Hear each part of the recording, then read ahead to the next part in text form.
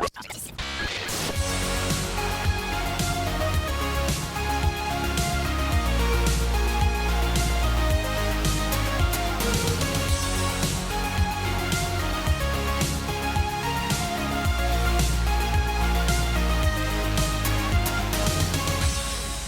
everyone, and welcome to the 26th episode of the Tuesday Night Podcast. I'm your host, SBJ, and with me tonight, I have Alan Girding. That is me, Alan Girding. Before you make the show even more depressing, welcome, new listeners. My apologies. This is a show about tabletop, board gaming, role-playing games, dice games, card games, anything you can play on or off your table. All right, back to Alan. Hey, well, it's just the two of us, and It's a song. Yeah, no Sean, and there's a reason why, and I figured I owed it to you and the listeners to explain what the hell is going on in the world of Tuesday night games. So, you ready for this? I'm here. Doesn't matter if you are or not, I'm going for it. Yeah. So, long story short, you probably know this, the listeners probably know this. The reason we're really late on things, I'm not going to pull any excuses or punches anymore. It's because of Sean. And we have a problem with like motivation, getting them going, that kind of thing. And, I'm no saint myself, but a lot of my energy goes into motivating Sean. And the reason he's not here today is when we started Tuesday Night Games, I had three very specific goals in order of priority. Priority number one was not to wake up screwed. I told Sean, I don't want to like screw up taxes or some type of interest or something like that where we wake up and my own personal money is gone. Surprise, you're screwed. That was priority number one. Priority number two, let's have fun. Like if things get too difficult, that's not why we're here. We're here to enhance our life.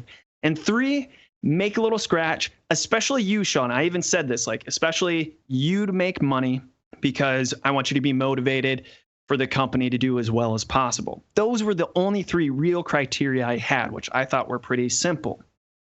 It's interesting because neither one of us have actually seen a dime from Two Rooms and a Boom yet, because Sean hasn't had the meeting yet with our accountant and contractually said who gets how much and whatnot. So we have to fill out this business paperwork. So that's just another story. Obviously, I'm not pulling punches against Sean, and maybe I shouldn't be doing this while I'm still angry at Sean. But here's the thing. About 4 weeks back, I get a letter from the IRS saying that I owe them $3,000 because I didn't file taxes for Tuesday Night Games. Now, the issue is I originally started the company as an Ohio entity, but Sean wanted to be the business aspect of the company, so he opened up a Tuesday Night Games in Dallas months later. So we had to close out the Ohio business.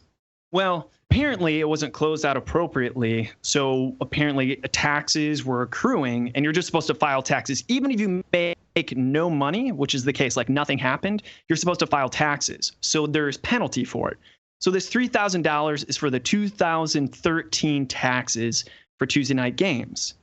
And so when I get this, obviously I'm really upset. And so I contact Sean. He says, let me contact our accountant. He contacts the accountant. And it's happening again for 2014, and there's nothing we can do about it. And the problem is, sure, the business has to pay for it, but there's not enough to pay for the $6,000 and probably more after we figure out, because it charges you penalty per month. So now it has to go into my own personal money, which means we have to cancel World Championship Russian Roulette, and that means Anthony Birch has to go somewhere else.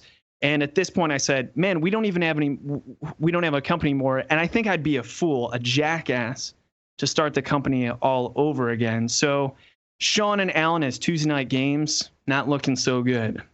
So that's why Sean's not here today, because I basically told him, figure this out as best you can, but I'm basically getting ready to pay these things. Sorry, it's such a dark episode. Boom. Questions? I hear you. So I also heard that you recently lost a game of gay chicken, and now you have to marry me. That's right, Will. Woo! Because it's April Fools. And Alan never backs away from gay chicken. I never back down from gay chicken. But it's the April Fools episode because It's Friday after we release this is April Fool's, and April Fool's is one of my favorite days of the year because I'm an asshole. So it's the one day where I can get away with it, just being my old American self. Woo-wee. So Sean and I are fine.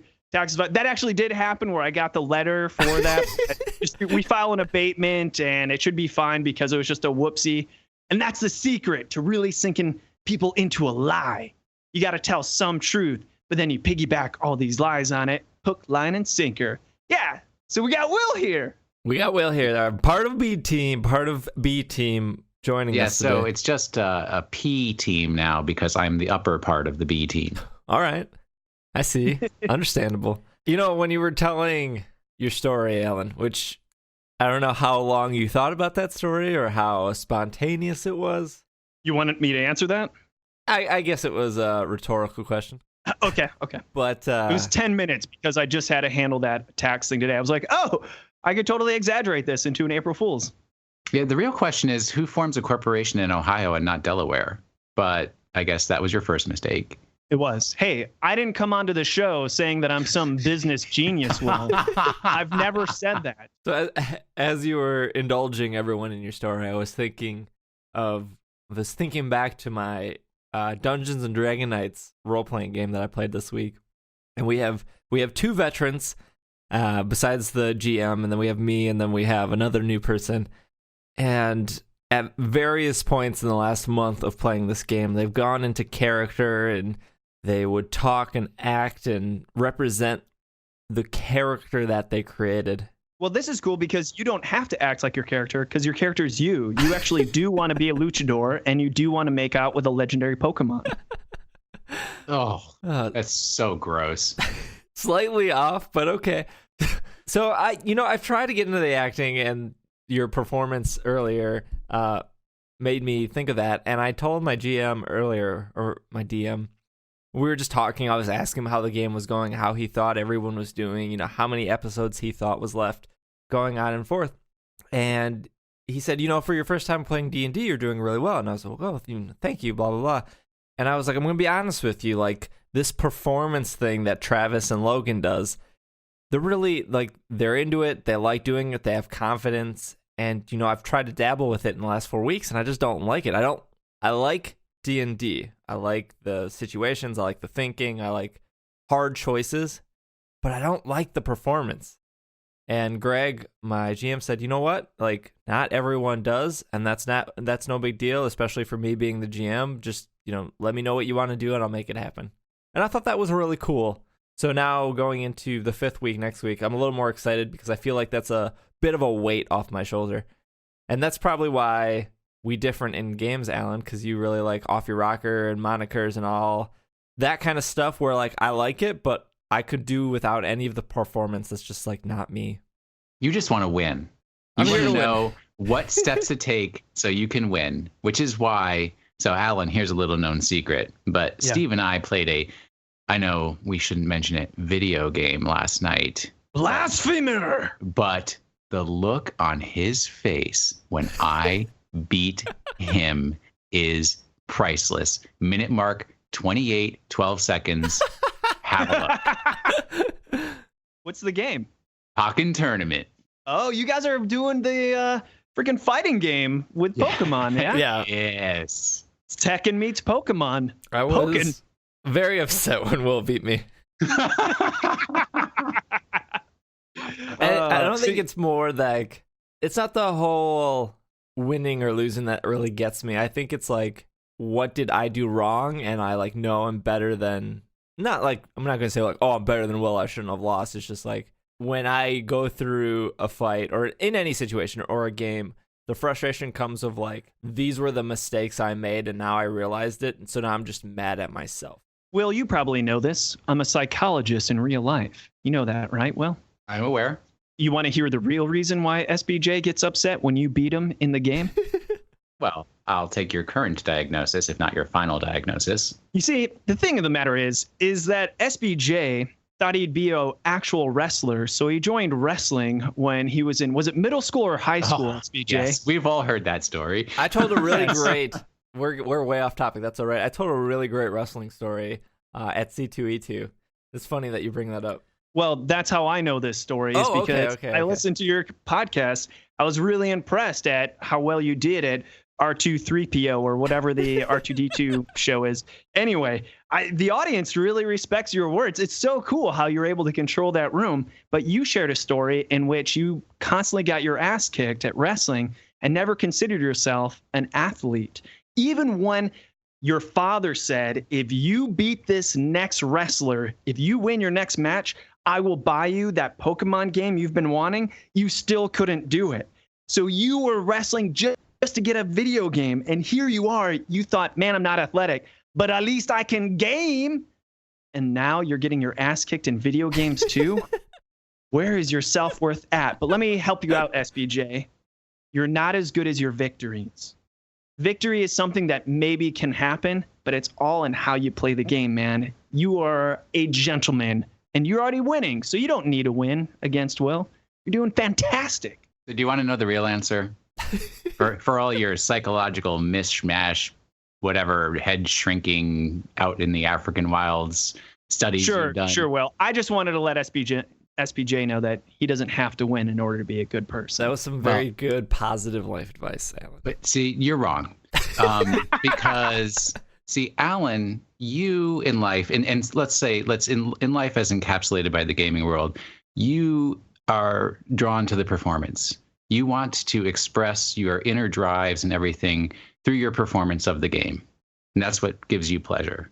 For me, I enjoy the social aspect. I enjoy being around other people. My own involvement, not so big a deal. For Steve, he's of a different type. He wants to figure out the system. And he wants to become the expert at the system. And if he can't figure out that system, he has failed. And that is where his morality is derived from. Yes. In my beating him, I understood the system better than him. And that's why he was so disappointed. And, his answer to that was he was disappointed at what he did wrong. And he's going to go back and practice and figure out that system. So I'm not going to say that you're wrong, Will. I think Will's pretty accurate. I've taken a lot of what's really weird is as we're talking about this, like this last week, I've taken a lot of like those stupid, silly IQ tests and personality tests. Like those are bullshit. The online ones are bullshit. Just so you know, totally invalid. But keep going. I have spent like just because you take one and then you're like, well, maybe I should take another one. So now I feel like I'm like it's like 1994 and I'm sitting on a couch with like a 17 or a cosmopolitan taking like one of those like sex quizzes. That's how I felt all week of like, oh, maybe I'll take this one. Oh, all right, cool. Let me take this one. All right, this one's like 40 minutes and not like 6. Whatever, it's only 40 minutes. I'll take this one. So in using those quizzes to figure something out about yourself, what are you finding out about yourself? Most quizzes came back that I'm a very logical thinker. See? You want to understand the system. You think that the system will set you free, but possibly is the system trapping you? You know what got me? Alan, what Steve actually knows and you don't know is I see a very strict Freudian lady for 2 hours every week, and I think I've learned her tricks. I don't believe anything she has to say, but how many? You said twice a week? Twice a week. Wow, that's pretty hardcore, man. Congrats. I give you props for that. That's dedication. Well, I mean, she's got to make her $300 a week. Otherwise, she's going to go out of business. You mean the poorhouse. Her other qualification is she worked with Sylvia Plath. And she shares that like a badge of honor. She's not supposed to. Where's the confidentiality? You're not supposed to. Not as a patient. I just find it humorous. Okay. You guys. What got me set off on all this is that I was sent an article about how people with like higher IQs get more frustrated in social situations than people with lower IQ. And so that's what started my downward spiral of like investigating what side of brain I use more, which... Oh, don't even talk about lateralization of brain. That's actually what my graduate degree is in. I had to spend hours and hours and hours upon hours hooking people up to EEG measuring their brain reactivity to certain stimuli and seeing what the left versus right processing is. And I've given a lot of clinical IQ tests. It's the Wechsler's adult intelligence scales. So that's like the WAIS. And then you give the children the WISC. And I can even tell you how those are. The WISC, that's the Wechsler's intelligence scale for children, is what you give to children. And Wechsler's is the only real norm validated one. That is the go-to. It's one of the big 3 psychological examinations that insurance typically pays for. But the thing of the matter is, it's really good at determining how well you'll do in college. But success is not correlated to your intelligence at all. So intelligence, the specific IQ tests, are really good at measuring how well you can do in college. Besides that, not as much. In fact, it's emotional intelligence, which is the strongest correlate to success in life. And success measured not just in finances, but satisfaction in life. So if someone's worried about getting a higher IQ, there's better ways that you can be spending your time. Let me just tell our listeners that right now. Yeah, I mean, I'm definitely not worried about getting a higher IQ. I was just curious. Let's transition here. Otherwise, we're going to keep going down this road. I was going to say, like April minutes Fools, in. you're all dumb. Not that it's a bad road, but you had a couple questions. You said you had a couple questions about C2E2. Oh, yeah. Well, I got to keep Captain Chessbeard at bay here so we can talk about the topic of the episode and whatnot. But sometimes the audience seemed a little hostile at times. Like there were actually some boos. How afraid are you standing in front of the audience? Because when you're in a podcast, no one's going to reach through the audio waves and stroke. That's really mean. But when they're person to person, they may actually throw something at you. You ever worried? I'm never worried in like somebody getting mad at what I say or throwing something or anything like that. As for like stepping in front of a crowd, that room that I spoke in, which was a little smaller than the previous years, held about 200 people.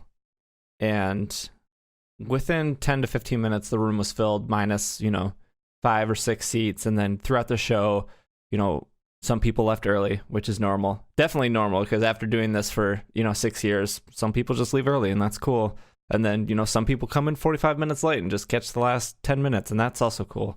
As for like being worried or nervous or anything, not so much. I think the thing I do before every show is after, like I get there early, I set up, and then I just sit there out of sight for 5-10 minutes, and I don't want anyone to talk to me. I don't want to meet or greet. I just want to sit there and just like go through all my thoughts before I stand up and I say, "What's up, everyone?" So you're not actually scared of that? Because I can see why you're not actually scared. There's a lot more respect being thrown at you than any boos or hisses. And typically the boos, the way I interpreted it, weren't at you. It was at a specific Pokemon that you were talking about or a specific game. Like they didn't like that game. Ooh, bad game, not at you. Yeah. So that makes sense. And cool. I would actually almost always prefer that kind of audience. Yeah, absolutely. Because at least I'm getting some reaction, and I would rather, like, if they're mad at a game they don't like or a Pokemon they don't like or an opinion I say, I know at least the audience is somewhat passionate instead of just being there because they have to be there. The other things I have that I wanted to ask you about talking in front of this large crowd after listening to your talk, I found really intriguing is that you talk a lot about your future children. Oh, when I have kids, I'm going to do this. And when I have kids, and that came up not once, not twice, not even 3 times, but like 5 times during. I'm like, wow, you really? Mentioned the future. Yeah, you mentioned your kids a lot. Not sure if you're aware of that. And I also love the idea that you said, my dad is not a nice person, as you were telling the wrestling story. So once again, throwing your family under the bus. So I would love to spend more time talking about that. But here's one mean question that I have, and hopefully you're not too insulted by this. Okay. You were talking about how you finally got that Pokemon game that you wanted because you had to wait until your birthday until you got it because you lost that wrestling match and your father never bought that Pokemon game for you. And you said, I was so happy to get it. I was livid. I was so excited to get it. And you used the word livid. I heard and the my same question thing. is, what does livid mean? Livid would mean angry. Okay, cool. So I was just wondering, like, wait, you're like, I was so happy. I was livid. I was so excited to get it. I was thinking, wait, what? And it just took me out of the moment because I was just wrapping my mind around it. All right. One last question. Yeah, no more questions. It's time to be moving on. Get off of here. I definitely there's probably been if I was to pull up all 6 recordings of every time I spoke live at C2E2, there's probably at least 2 instances where I butchered a specific word or and I think that just comes out more when I'm live because I talk too fast. And that's what I said like last week of like, oh, I'm probably going to burn through content. So I like purposely made double the amount of slides I normally make because I knew I would burn through it. And actually, I thought I paced myself pretty well this time around. But yeah, using the wrong words, yep, that's definitely me. No shame there. Yeah, and it happens to everybody with public speaking, right? You can't be perfect in all I don't aspects. think your kids will be ashamed of you at all about your public speaking skills. Oh, I think you do much greater than worse, and they'll be like, that's my dad. I love him and all the games we play together. Speaking of games, our topic of the episode was if we had any terrible gaming experiences. Excuse me, Sam, do you have the time? Yeah, it's topic time. Seemingly that the theme of the show is downhill. I'm so excited to actually have Will here so he can tell his stories and his table talk, even though we're like already 20 minutes into this. This is cool. I'm excited. Yeah. Does that mean I have to start? No. Well, I have had 2 bad experiences, and I've told, well, actually one bad, one good. The diplomacy was actually a good experience. That's an awesome experience. Still my favorite episode. And the bad experience was when I was trying to learn King of Tokyo the first time, and it turned into us playing Monopoly. So another amazing story. Props. I'm trying to think of one I haven't told, and I feel like I've told instances of like I've played this game, it didn't go well. I haven't played it since, but I'm trying to think. Let me get everybody started. I can put in a quick chestnut.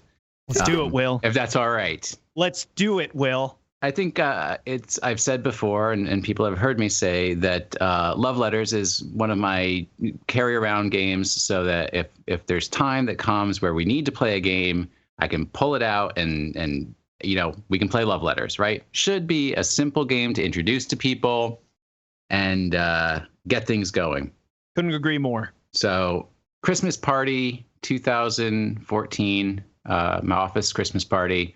And we had finished having the white elephant where one of my staff members stole the item I wanted, not because he wanted it himself, but because somebody thought it would be funny to take it away from me. And he was not smart enough to understand that would be a mistaken thing to do for your supervisor.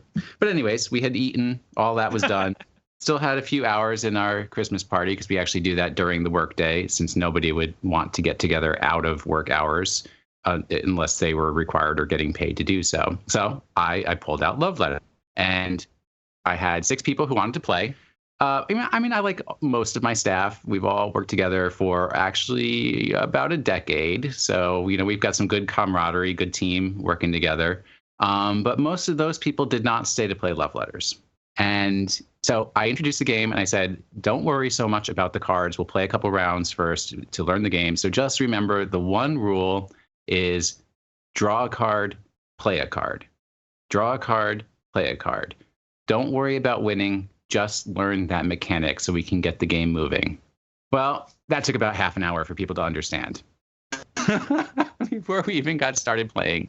So I was getting really, really frustrated. Finally started getting into actually playing the game. And, Love Letters should take at most half an hour for somebody to actually win the whole thing.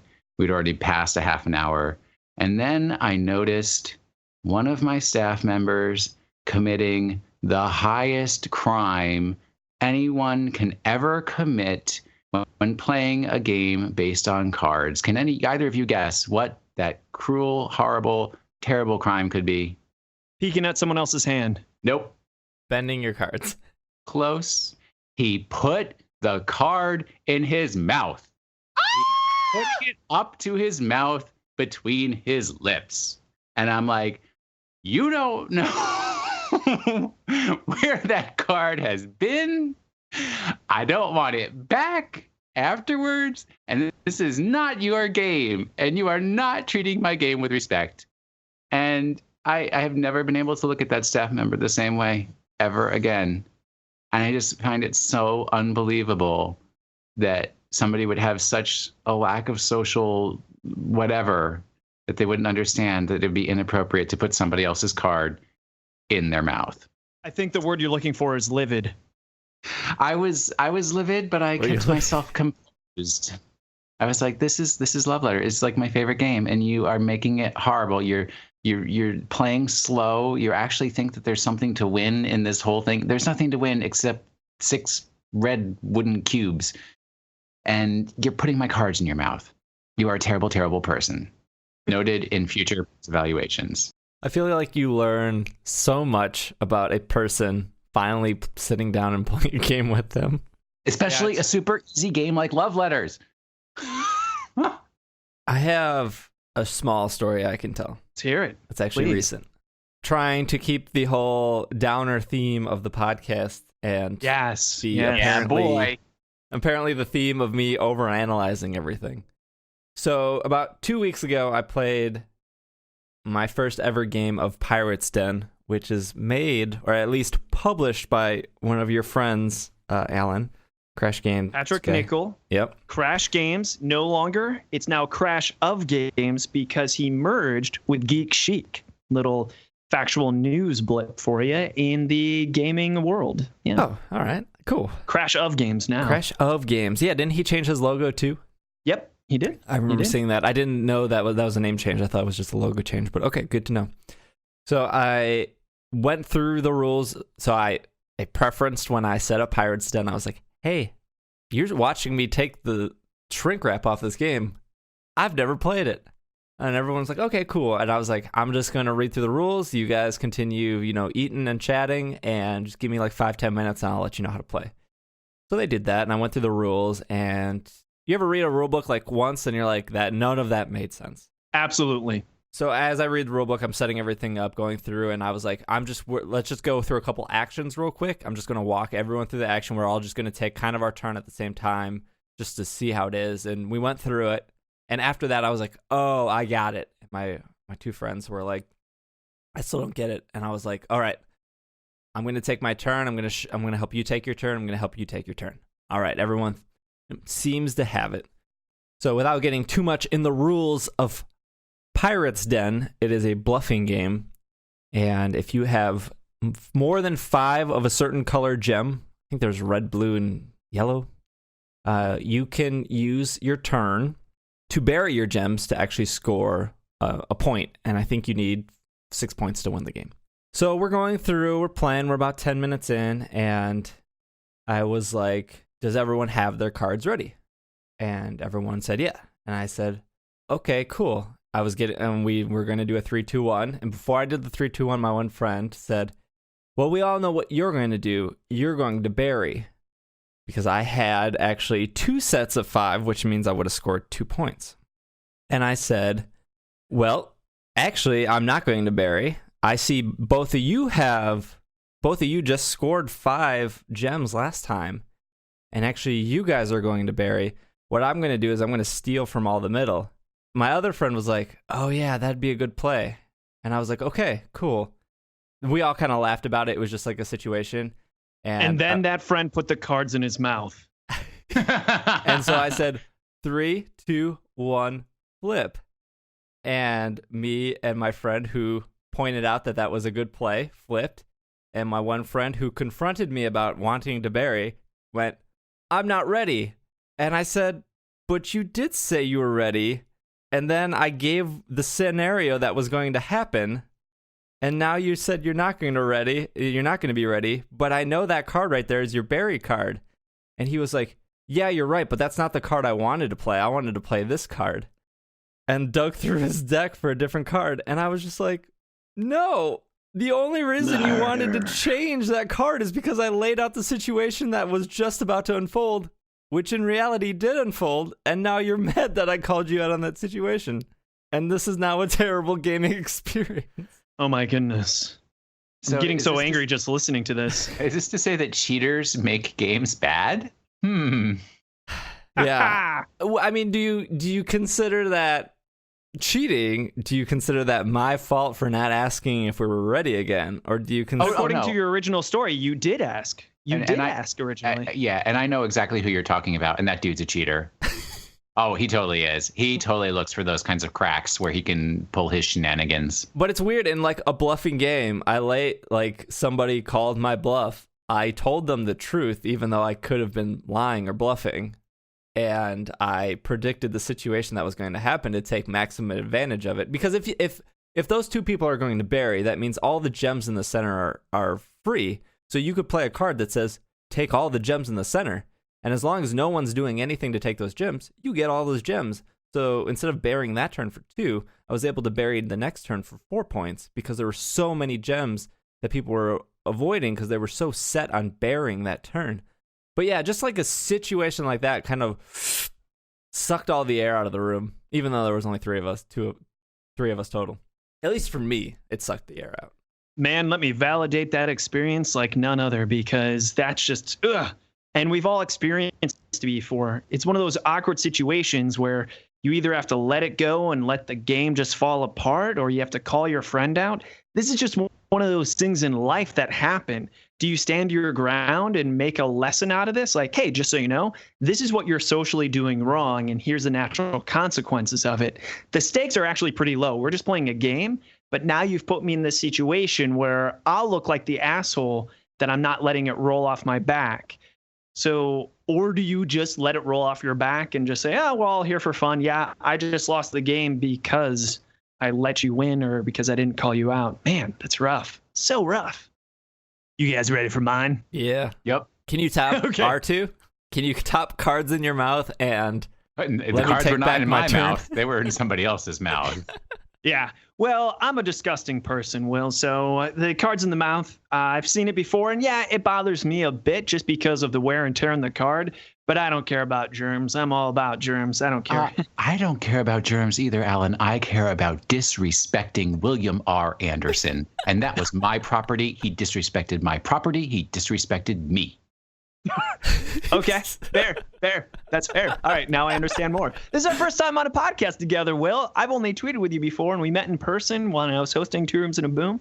That is correct. We're just getting to know each other. Oh yeah, I forgot that you guys actually have met. Yeah, but to be totally fair, and no offense, Will, it was all a blur in the milieu that is a whole bunch of players, because man, I was going off of no sleep and seeing literally thousands of people and talking to hundreds and hundreds. So that's fine. I was checking out how fine you are, because folks out there, Alan is fine. Hey, you shouldn't talk, Will. You've been running, looking fine yourself. No. I am not tight, hard body like you. I am 43-year-old mess. Well, agree to disagree. So let me talk about my horrible gaming experience. I have plenty because I'm a sensitive person. I think like you gentlemen are. And to disagree with you a little bit more, Will, I definitely am more about the social experience that everyone has fun. And I think the wires get crossed because I definitely have fun with performing and getting that energy out, because I realize I'm a lot like my pit bull dog, where I have a whole bunch of energy, and if I don't exercise, I'm just a freak. I'm messing up. And this podcast would probably be better if I worked out really hardcore before I did it, so I just calm my ass down. So I'm a really excited person, but overall, I really like everyone just have fun. I don't give a damn about the game so much, although that's why we're there. It's just an excuse to have fun. This is why when I made Tuesday night games with Sean, the second goal was to have fun, and I wanted our games to do the same, because I was a big fan of the Resistance until I learned that it really rewards poor sportsmanship and bad behavior. So when we made Two Rooms and a Boom, we wanted to make it very difficult for someone who's emotionally manipulative to win. What do I mean by this? I've explained this before. In the game Resistance, if you're the spy, you can really get people off your back a lot of times if you take it to a level beyond the acceptable social level of anger. If someone accuses you of being a spy, you can probably win if you say, listen, man, I'm not the spy. Get off my back. How many times I gotta tell you? I'm not the spy. Like, geez, all right, calm down. And you can emotionally manipulate people. And I have plenty of instances of a resistance when the game's over, someone says, haha, I won. I was the spy. And I can't help but think, and I've actually said before, but did you? Did anyone actually win this game? I don't think anyone actually won this game. But let me tell you one of the prime examples of this. The game is Intrigue. And if you don't know the game Intrigue, the way it works is you have to make promises with people because they're trying to get positions in your own little empire. You just have this little castle and you have jobs like bishop and king and whatever. And those positions have to be filled by other players. And you can allow them to, but you make deals like, okay, I'll let you be my bishop if you let me be your bishop. But the only way you can win, kind of like diplomacy, is you have to go against a promise. So that's the element of the game is at some point you have to betray someone in order to win. So knowing this is the aspect of the game, already now in hindsight, I really don't like playing these games because it just sets up for an argument. In fact, they should just call these games, let's see two people really argue, at least two people. But anyway, there are two friends, and I'll just make up their names for the sake of identity. We'll say it's Pete and Michael, right? So Pete makes a promise to Michael and Samantha, says, hey, if you let me go here, I'll let you do this, whatever. Anyway, it comes down to the betrayal part. And Michael's about to call Pete on his promise. And Pete says, sorry, I'm going to let Samantha do that. And Michael says this. He stands up from the table, without exaggeration, says, Pete, you gave me your word that you would let me do this. And if you don't give me that position, I will never respect you again. I'm talking outside of this game. We are no longer friends, and I can't respect you if you don't do that. And Pete was like, geez, okay, all right. And I have to admit, I was really upset at that point that I was like, I got to get out of here. Not to sound like total weakling, but I said, I can't handle this. And I left. Just because the game came down to the point where someone actually threatened their friendship based upon a game move. Now, was he just emotionally manipulating? Was he not being sincere? We'll never know because it worked and Pete totally caved. Horrible. So the whole point of your story is Pete's super weak. Yes, Will. Pete is super weak. Pete is super weak. He didn't stand up to, what was the name I gave? Mike? Peach, or Mike. Whatever. Yes. I should have just used real names. Oh. Anyway, that was intense, and I can't handle that stuff. And I'm still friends with both of those guys, but at the same time, I'll never play those type of games with them again because it's way too intense.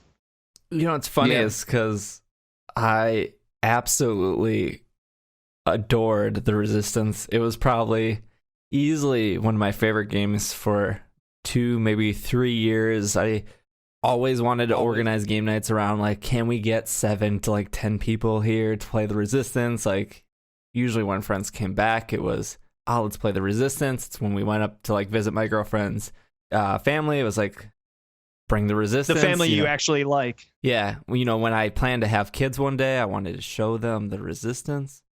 That was a throwback earlier. I think everyone understands that, even including your neighbor's dog. All right, great, awesome. And now I'm so scared to ever bring the Resistance out because I don't ever want to be the person you described. And I don't want to be either of those people. Would you say like Jack and Joe? Yeah, Pete and Michael. Perfect, Pete and Michael. Like, I don't want to be the person standing up yelling at somebody, and I don't want to say I don't have that in me. I feel like if you made me mad enough, I would be able to stand up and yell at somebody. You yell at people even when you're not mad. You're like, you idiot, this dude's obviously the spy. I have been in that room with you. All right, fair enough. And I don't want to be in that situation where like I'm on the receiving end because I know how it feels afterwards. So yeah, I try not to play the Resistance anymore. Yeah, it's 40 minutes. Oh, neck beard, chest beard, you ruined my night. I know, I wanted to spend so much time with you, Will. I mean, you did spend 40 minutes. Oh, there's plenty of time in the future. The world's not ending tonight, babe. All right. Can't wait, man. Well, we'll cut table talk. I don't think any of us had anything. I haven't played. I've been so busy this week. That's why we're recording a day late. I think Alan only played Monikers, which we've buried. And 2 Rooms and a Boom, and I was ready to elevator pitch Fred, which is a great dare game, which caused me to make out with another guy. Not to tease you, Will, but it's a great dare game, but we'll have to save it for next time. And next time we're supposed to talk about the website, too, because we have a meeting right after this, I think, SPJ. Yep. Cool. So no table talk, but that's all right. I think a lot of good stories were shared this episode, mostly because Sean was not here. Yeah, suck on that, Sean. He will never know because he won't listen to this episode. Yeah, that's right. So, Alan, where can our listeners find you? You can find me on Facebook. I'm lonely and accept anyone's friend request, which has become kind of a problem because I think some solicitors have found that out and post a whole bunch of adverts on my page now. But anyways, I'm Alan Girding, ALANGER, ding, DING, and I'm on the tweets at Alan Girding. Awesome. And Will, thank you for being on last minute. Yeah, no problem. Where can our listeners find you? Just on Twitter, Washing the Sink. That should be obvious. WASHINTHESINK. Awesome. Hardest part is forgetting the G. No G.